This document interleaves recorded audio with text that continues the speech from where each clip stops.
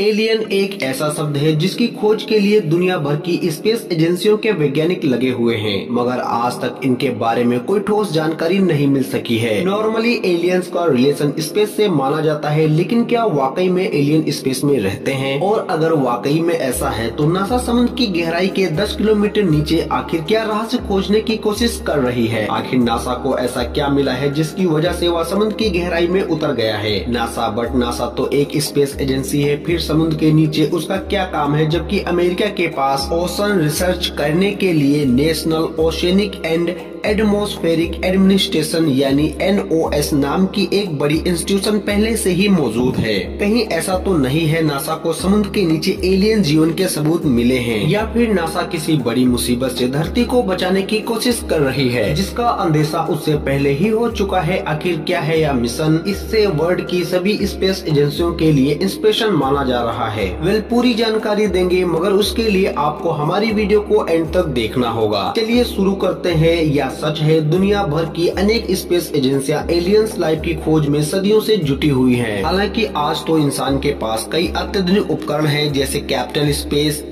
Telescope, Hubble और James Webb space telescope को जीवन के संकेतों को लाखों लाइट ईयर दूर तक खोज सकते हैं। मगर अफसोस, अब तक एलियन लाइफ का कोई ठोस प्रमाण नहीं मिला है। हालांकि वैज्ञानिक इस बात की संभावना भी मानते हैं कि जीवन किसी दूसरे तरीके से भी उत्पन्न हो सकता है, जैसे कि अर्थ की तरह बाकी प्लेनेट पर भी जीवन जरूरी नहीं है कि पानी पर आधारित हो सकता है। कि हम सब अब तक गलत दिशा में खोज कर रहे हैं, बट भले ही इसके 1% चांस हो, लेकिन वैज्ञानिक फिर भी इसे सफल बनाने के लिए जुटे हुए हैं। समुद्र की बात करें तो यह धरती के 2/3 भाग पर मौजूद है, लेकिन यह कितनी बड़ी विडंबना की बात है कि हम सब डिस्टेंट प्लेनेट एंड मून्स के बारे में तो बहुत कुछ जानते हैं, लेकिन समुद्र की गहराई के बारे में आज तक बहुत कम जानकारी मिली है। समुद्र की गहराइयों में ऐसे कई जीव हैं जिनके बारे में हमें कोई जानकारी नहीं है, या फिर यूँ कहें कि हमने उनके बारे में सोचा तक नहीं है। आखिर समुद्र के अंदर रिसर्च करना इतना कठिन क्यों है? और इतना हार्ड होने के बावजूद आखिर नासा ने समुद्र के इस अनोखे मिशन को केवल 2 महीने की समय सीमा के साथ ही क्यों शुरू किया? समुद्र में ऐसा क्या है जिसको नासा जल्द से जल्द खोज निकालना चाहती है? वैसे हम आपको बताते चलें कि नासा के इस मिशन पर कई सालों से काम किया जा रहा है। एक्चुअल में इस मिशन के माध्यम से नासा समुद्र में रहने वाले सभी जीवों के रहस्यों को तो उजागर करना चाहती है, साथ ही जानकारी जुटाना चाहती है एलियंस की। क्या एलियंस की? जी हाँ, आपने सही सुना। आखिर समुद्र और एलियंस का क्या कनेक्शन है?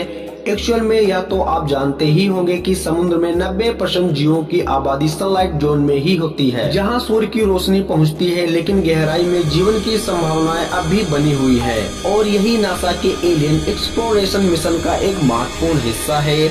नासा का यह मिशन एलियन लाइफ की खोज से रिलेटेड होने के साथ साथ और भी कई डायमेंशन को कवर करता है, खासकर हमारे सोलर सिस्टम में एक ऐसे स्पेस ऑब्जेक्ट पर जहां जीवन के संकेत मिले हैं। वैज्ञानिकों का मानना है कि जीवन के लिए पानी, ऊर्जा और केमिस्ट्री 3 आवश्यक तत्व हैं। एंड समुद्र की गहराई में ऊर्जा के अंदर सोर्सेस मौजूद हैं, और यही कारण है कि नासा की दिलचस्पी हेडल जोन में है। हेडल जोन की बात की जाए तो यह समुद्र की सरफेस से लगा हुआ हिस्सा है, जो समुद्र की सबसे गहरी जगहों में से एक है। यह इसलिए इतना खास है क्योंकि यहाँ से ही ओरिजिन ऑफ लाइफ मानी जाती है, और यही वजह है जिसके कारण इस जगह से नासा को एलियंस जीवन के संकेत मिलने की संभावना सबसे ज्यादा दिखती है। मगर समुद्र की गहराई में जाना इतना आसान नहीं है, जिसका अंदाजा आप इस बात से लगा सकते हो कि हर 10 मीटर की गहराई पर जाने पर पानी का दबाव एटमॉस्फेयर पर बढ़ता है। एक एटमॉस्फेयर दबाव का मतलब है कि जितना दबाव हमारी बॉडी जमीन पर महसूस करती है, उससे दुगना वो ओशन के एटमॉस्फेयर में हर 10 मीटर के बाद महसूस करती है।